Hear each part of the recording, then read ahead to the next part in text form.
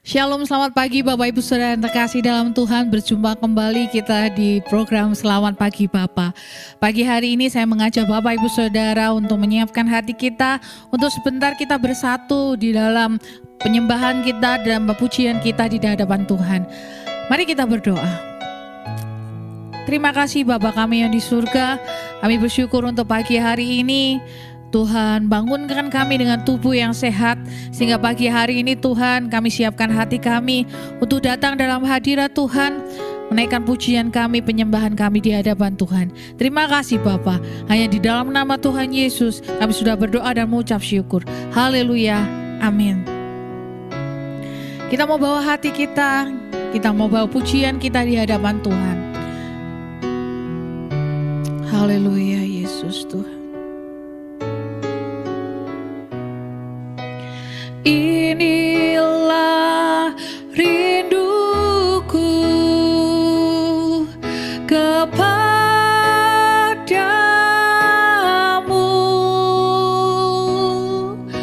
segenap hatiku menyembahmu.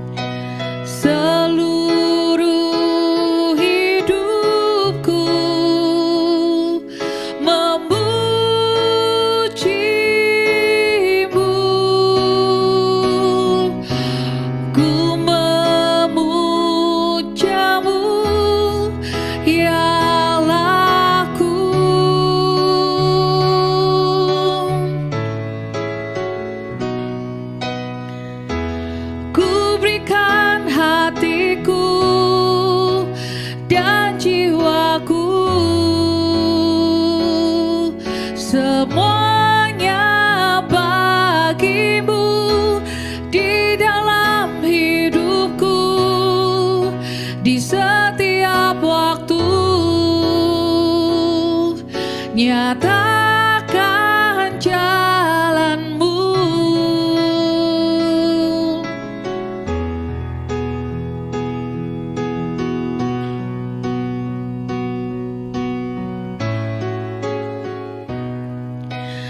Inilah rinduku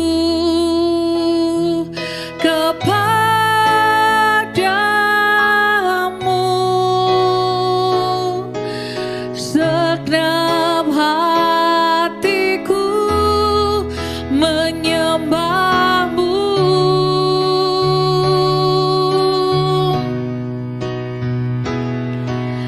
Seluruh hidupku memujimu.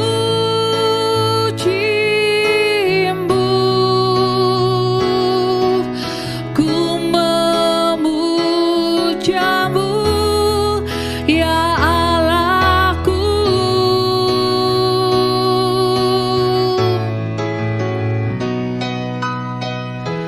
Ku berikan hatiku dan jiwaku, semuanya bagimu di dalam hidupku, di setiap waktu. Nyatakan jalanmu.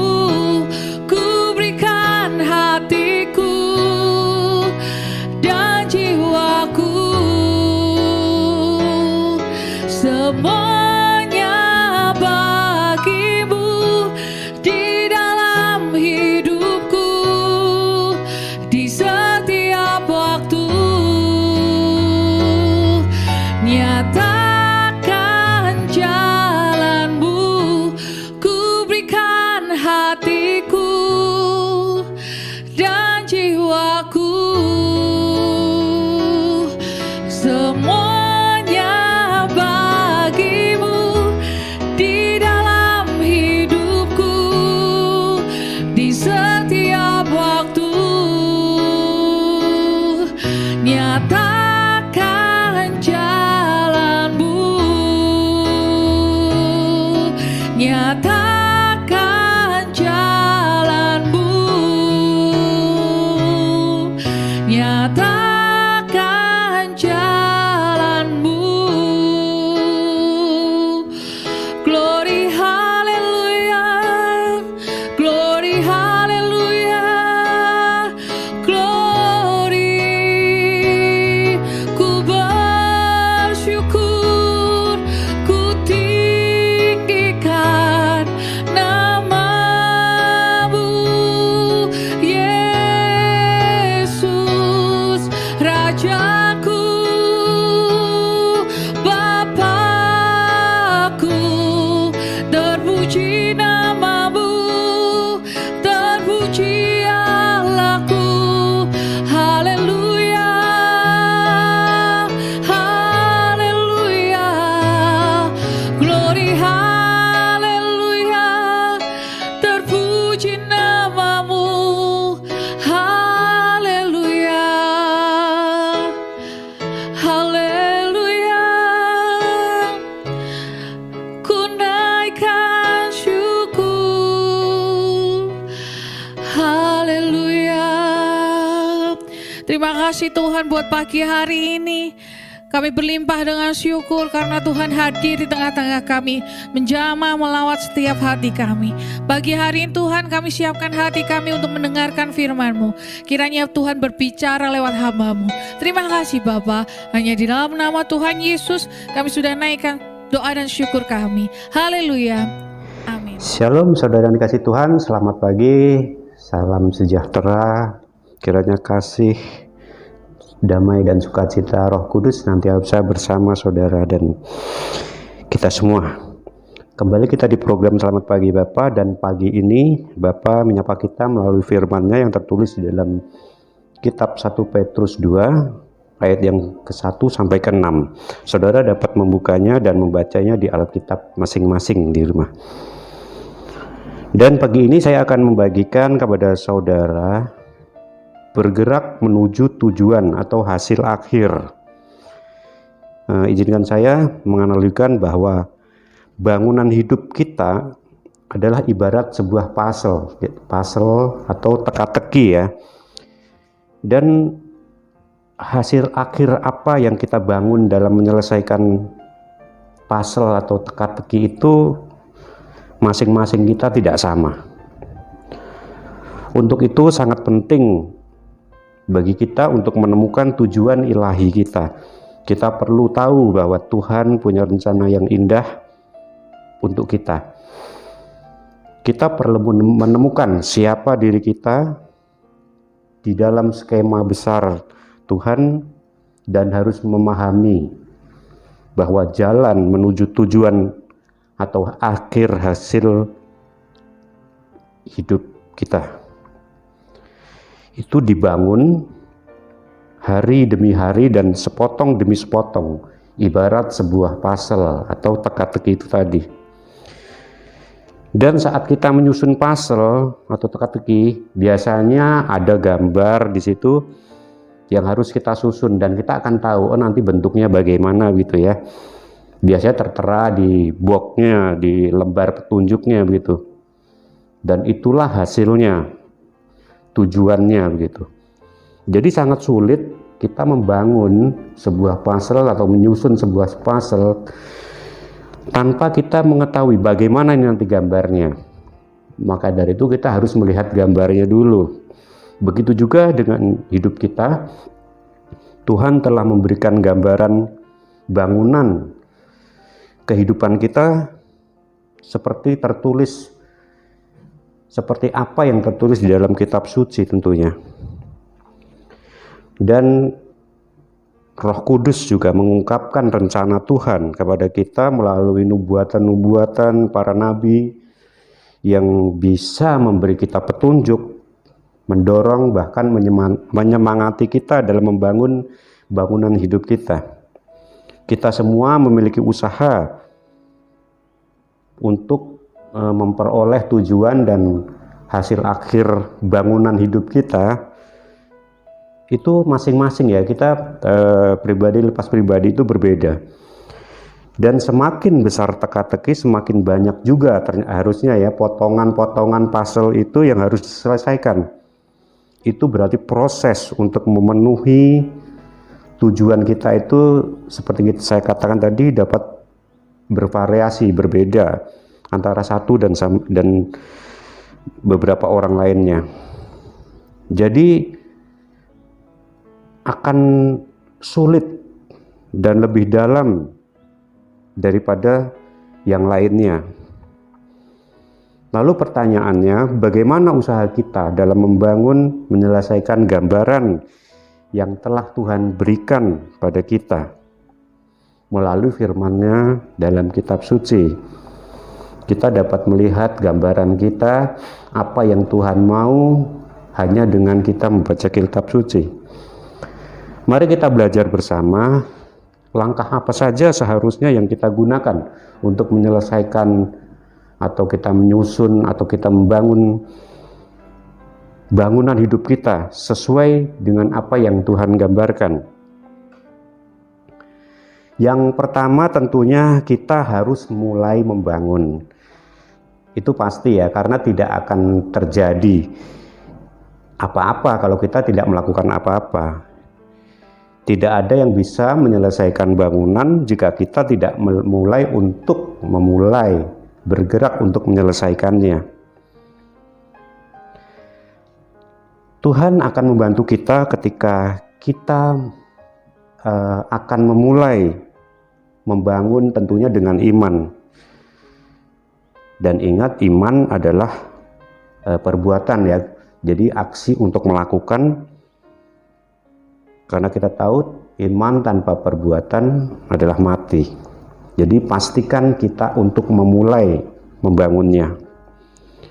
Hidup kita adalah sebuah bangunan dan kita harus aktif membangunnya sesuai dengan rencana Allah. Di atas pondasinya yaitu Yesus sebagai batu penjuru kita. Jika kita akan memulai membangun, maka demi perlahan maka gambaran itu akan sedikit muncul.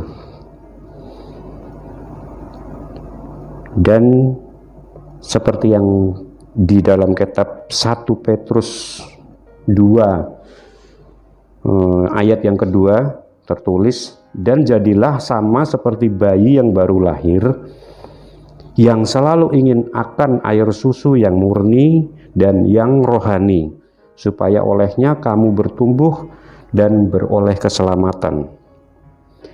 Petrus mengacu pada bayi yang baru lahir yang memberitahu kita bahwa tidak ada salahnya kita memulai dari awal.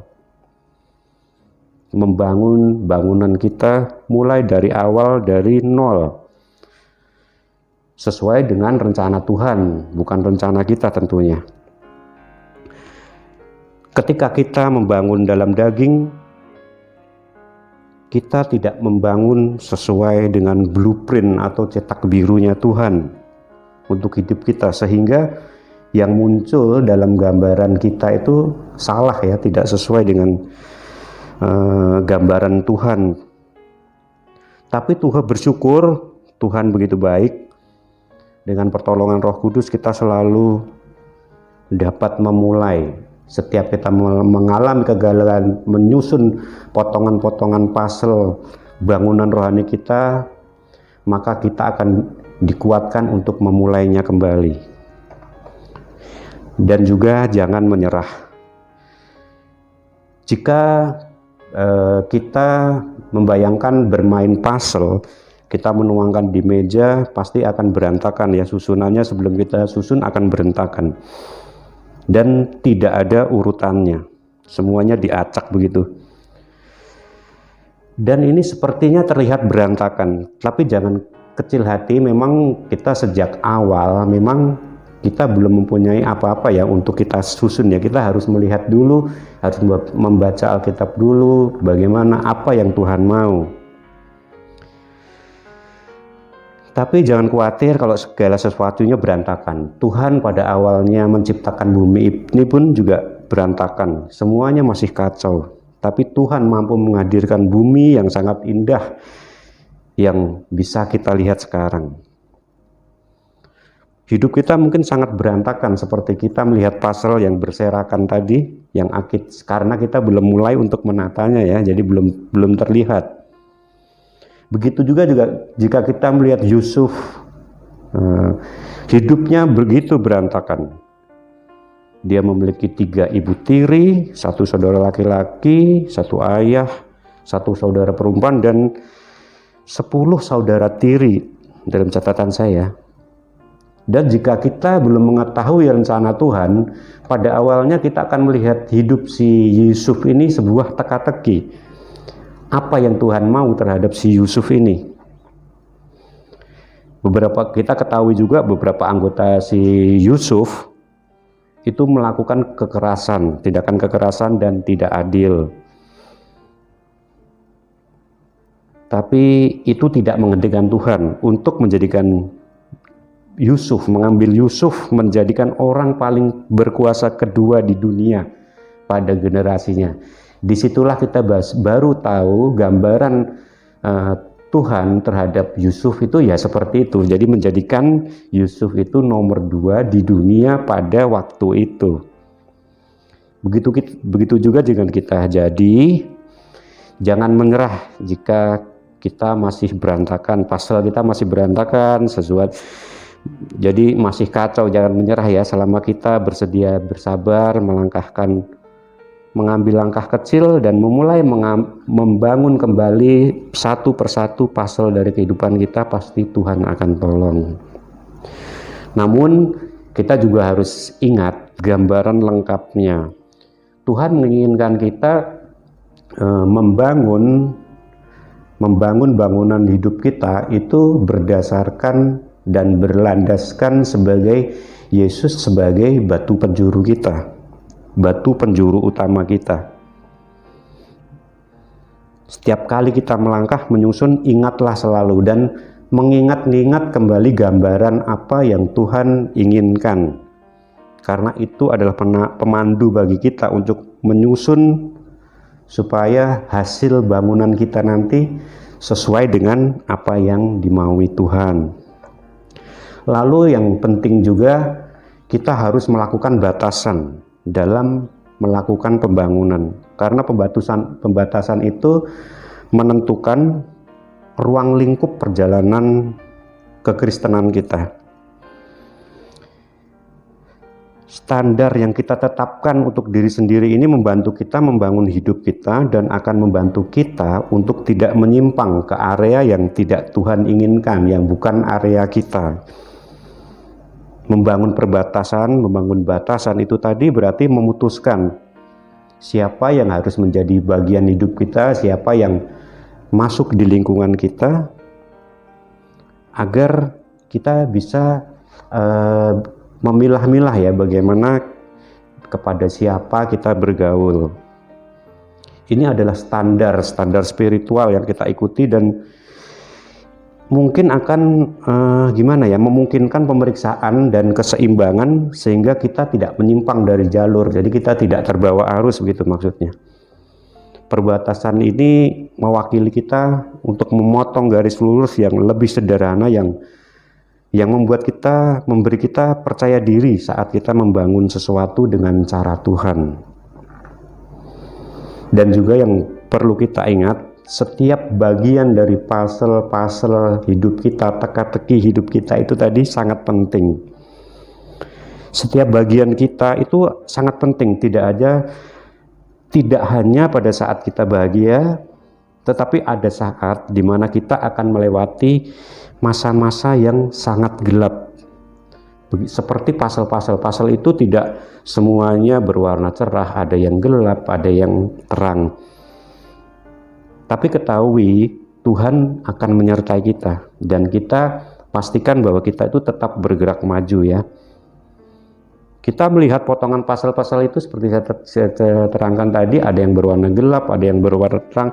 Itu sebenarnya merupakan satu paduan dan keanekaragaman dan akan menimbulkan keindahan ya, walaupun ada yang gelap, ada yang terang. Dan ini jika kita kaitkan dengan bangunan puzzle kita, hidup kita ini mewakili emosi yang saya analogikan ini mewakili emosi yang berbeda yang kita alami sepanjang kita melakukan pembangunan, tergantung pada keadaan kita. Lalu yang paling penting juga, kita tidak bisa memilih hanya pasal yang bagus atau tidak. Jadi begitu juga dengan kehidupan kita, kita harus memilih kehidupan kita yang baik atau yang jelek, itu tidak bisa, karena kita harus menyusun pasal itu apa adanya. Jadi jika kita hanya memilih satu saja, tidak kita pilih, maka pasal yang tersusun tadi tidak akan lengkap, pasti akan ada yang berkurang satu, dan itu juga membuat bangunan hidup kita menjadi tidak sempurna tentunya. Jadi tidak ada jalan pintas kita untuk bisa memilih bagian mana yang kita gunakan dalam pasal ini. Jika kita membuang bagian manapun, gambarnya tidak akan lengkap. Begitu juga dengan hidup kita tidak akan lengkap, karena ada sesuatu yang terbuang. Kita tidak mengalami hal-hal yang menempa kehidupan kita, tapi kita hanya mengalami hal yang baik-baik saja, karena hidup kita itu ditempa juga dengan kegagalan kita tentunya. Dan yang terakhir adalah pastikan kita menyelesaikannya, seperti tertulis dalam kitab 2 Timotius ayat yang keempat, pasal keempat ayat yang ke-7. Di situ tertulis, aku telah mengakhiri pertandingan yang baik, aku telah mencapai garis akhir, dan aku telah memelihara iman. Tuhan menjanjikan kita dalam firman-Nya bahwa kita akan melihat hasil akhir bangunan kita, yaitu sebuah bangunan yang akan memuliakan Tuhan, di mana Yesus menjadi batu penjuru kita, jadi landasan kita.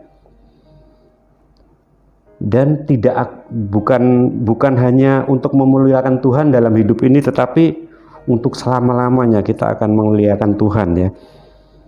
Jadi mari kita bangun sekarang, selesaikan sekarang, karena suatu ketika nanti kita dipanggil Tuhan, kita akan pulang, kita sudah tidak dapat melanjutkan membangunnya kembali. Dan apa yang kita telah bangun dan hasil yang telah kita bangun akan menjadi kesaksian bagi orang-orang yang kita tinggalkan nantinya. Apa yang ingin kita lihat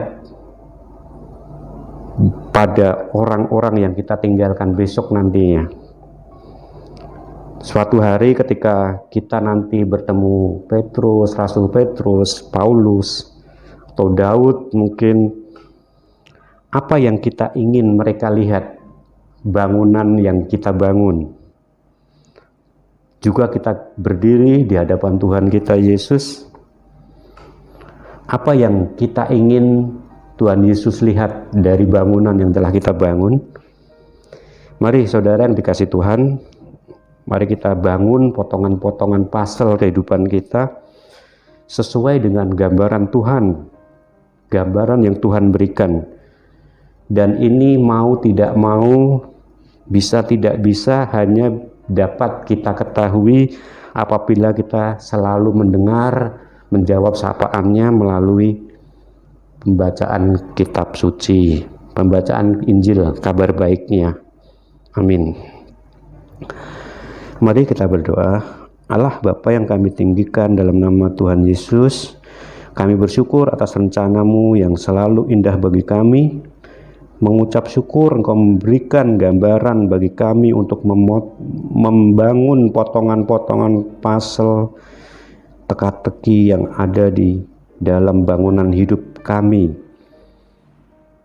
agar dapat sesuai dengan gambaran yang Engkau berikan, rencana yang Engkau berikan. Mampukan kami untuk menyelesaikan dan mengakhirinya dengan baik. Mampukan kami untuk tidak pernah menyerah pada kegagalan demi kegagalan maupun rintangan yang sering menghadang hidup kami. Kami yakin dan percaya Engkau selalu hadir dan menyertai kami di sepanjang hidup kami, dalam kami membangun bangunan kehidupan kami. Di dalam nama Yesus Putramu yang telah menjadi batu penjuru sandaran pondasi kami telah berdoa dan mengucap syukur. Amin. Kita akan memasuki saat teduh. Dan datanglah kepadanya batu yang hidup itu, yang memang dibuang oleh manusia, tetapi yang dipilih dan dihormat di hadirat Allah.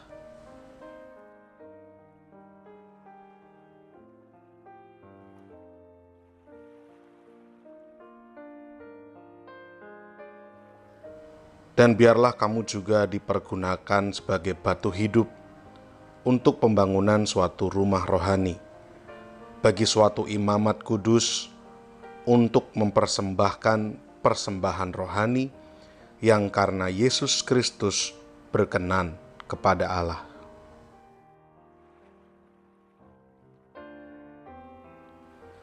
Sebab ada tertulis dalam kitab suci, sesungguhnya aku meletakkan di Sion sebuah batu yang terpilih, sebuah batu penjuru yang mahal, dan siapa yang percaya kepadanya tidak akan dipermalukan.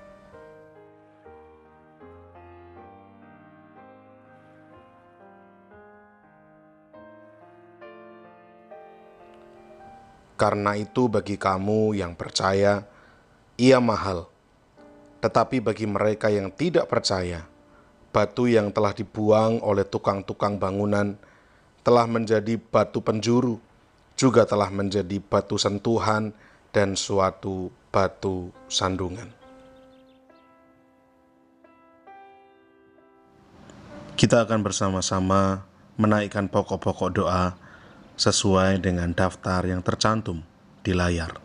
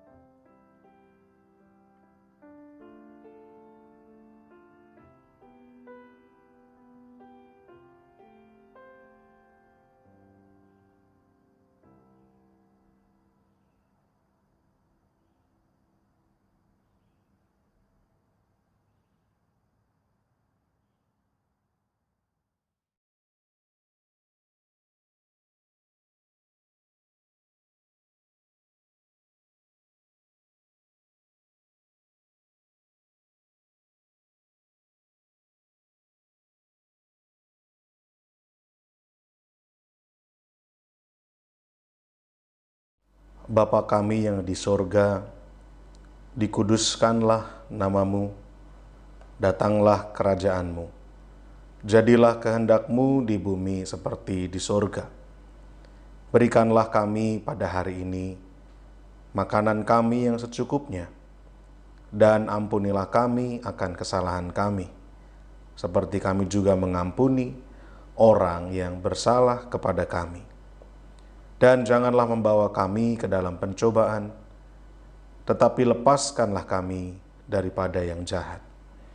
Karena Engkaulah yang empunya kerajaan dan kuasa dan kemuliaan sampai selama-lamanya.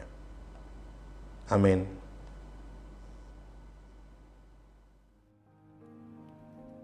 Puji Tuhan Bapak Ibu Saudara yang terkasih, kita sudah memuji Tuhan dan kita sudah mendengarkan firman Tuhan. Kiranya firman Tuhan boleh menjadi berkat untuk kita semua. Pagi hari ini saya akan informasikan kegiatan sepekan MCC. Hari Senin ada latihan tamborin setiap jam 5 sore. Lalu hari Kamis ada latihan musik dan pujian setiap jam 6:30 malam. Hari Jumat ada menara doa kota setiap jam 6 sore di Hotel Haris lantai 16. Lalu hari Sabtu kita ada ibadah pemuda remaja Metanex setiap jam 5:30 sore. Lalu hari Minggu pagi kita ada sekolah minggu setiap jam 7:30 pagi. Lalu kita berjumpa di ibadah sore, ibadah raya MCC setiap jam 5 sore. Demikian informasi sepekan MCC. Kita mau akhiri ibadah pagi hari ini, Bapak Ibu Saudara. Kita mau bersyukur kepada Tuhan, kita mau serahkan kehidupan kita pagi hari ini ke dalam tangan Tuhan, kiranya Tuhan yang tuntun dan tolong kita. Mari kita berdoa. Bapak yang di dalam surga, terima kasih buat pagi hari ini. Kami mengucap syukur untuk kebaikan Tuhan. Kami sudah memuji dan memuliakan nama Tuhan dan kami sudah mendengarkan firman Tuhan. Kiranya setiap firman Tuhan boleh menjadi kekuatan, menjadi rema dalam kehidupan kami. Pagi hari ini Tuhan, kami mau serahkan kehidupan kami ke dalam tangan Tuhan. Kiranya Tuhan yang menuntun kehidupan kami dari pagi hingga malam hari nanti. Terima kasih Bapa. Kami mau serahkan setiap doa dan permohonan ini ke dalam satu nama yang penuh kuasa, nama Tuhan Yesus Kristus saja. Haleluya.